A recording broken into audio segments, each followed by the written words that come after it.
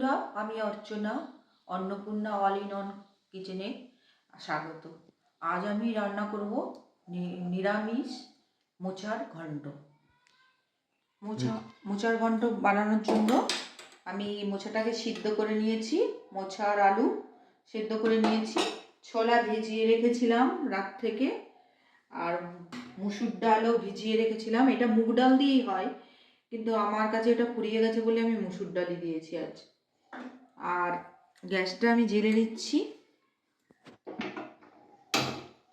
একদম অল্প উপকরণ দিয়ে এই তরকারিটা হয়ে যাবে, আর এত টেস্টি হবে। কড়া গরম হয়ে গেছে, কড়াতে তেল ঢেলে দিচ্ছি।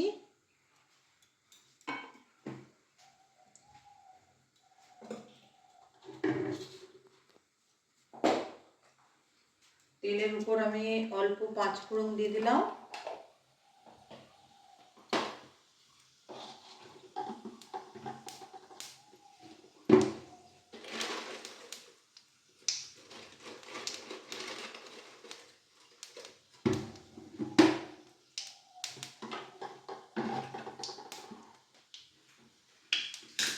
একটা তেজপাতা দিয়ে দিলাম, আর একটা শুকনো লঙ্কা দিয়ে দিলাম।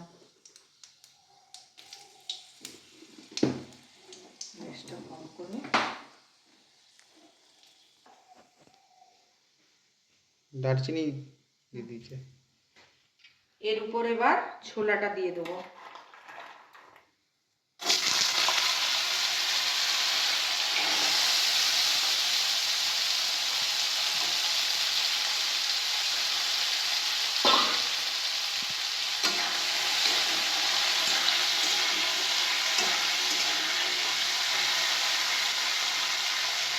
মুসুর ডালটাও দিয়ে দেবো।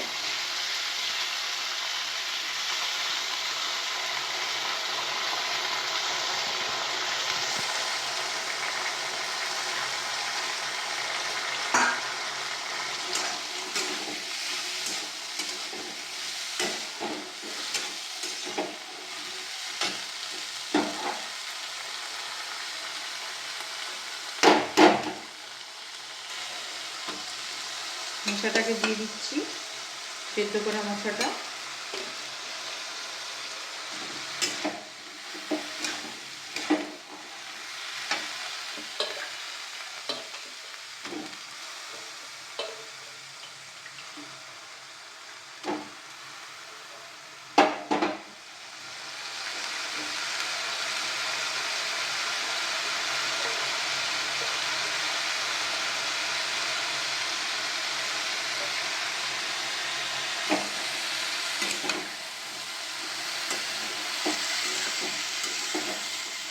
একটু ভাজা ভাজা হতে থাক। পরিমাণ মতো নুন দিয়ে দিচ্ছি, যেহেতু মোচাটা আমি নুন হলুদ দিয়ে সেদ্ধ করেছি সেহেতু একটু কম নুন দিচ্ছি।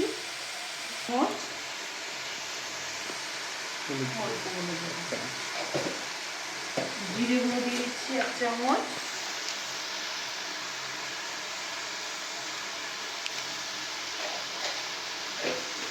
আর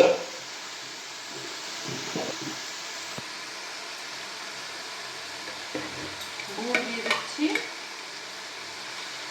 একটুখানি।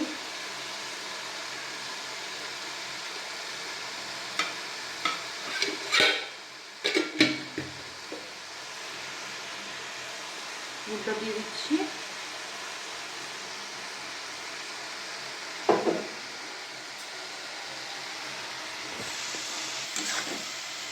একটু নেড়ে দিচ্ছি, একটু নেড়ে চেড়ে নিচ্ছি। এতে আর কিচ্ছু লাগবে না, এত টেস্টি হবে না, খুব টেস্টি একদম খেতে। মাছ মাংসকে ফেলে, আমাদের বাড়িতে তো মাছ মাংসকে ফেলে এইটাই খেতে চায়। এর সঙ্গে একটু নারকেল কুড়া, ঘিটা দেবো অবশ্য, নারকেল কুড়া বাদাম সব কিছুই দেওয়া চলে। আমি তো বাদামও ভেজে দিই, আজকে দিলাম না।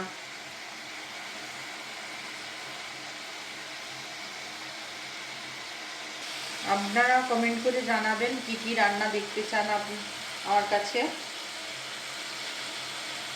সেই সব রান্না আমি করবার চেষ্টা করব। আর একটু নেড়ে চেড়ে নিলাম।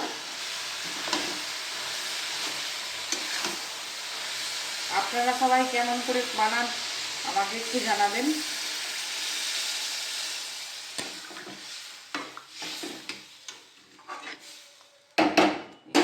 এবার ঢাকা দিয়ে রেখে দেবো জলটা শুকিয়ে যাওয়ার পর্যন্ত। এবার ঢাকা দিয়ে দেবো।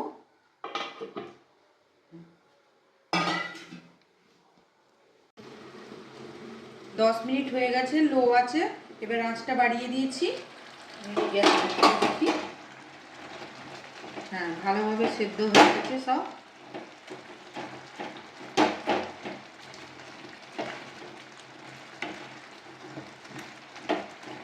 এবার গরম মশলা আর ঘি দেবো।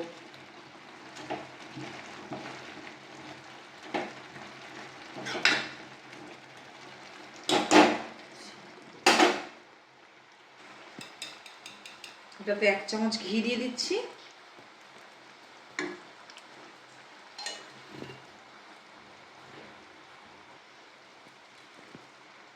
ঘিটা মেল্ট হয়ে গেছে। এবার একটা ছোট এলাচ দিয়ে দিচ্ছি।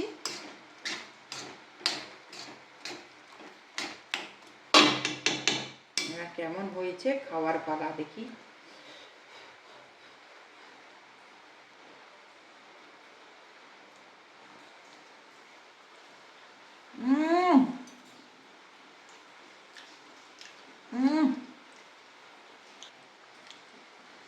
এত অসাধারণ হয়েছে, নিজেই কল্পনা করতে পারছি না আমি।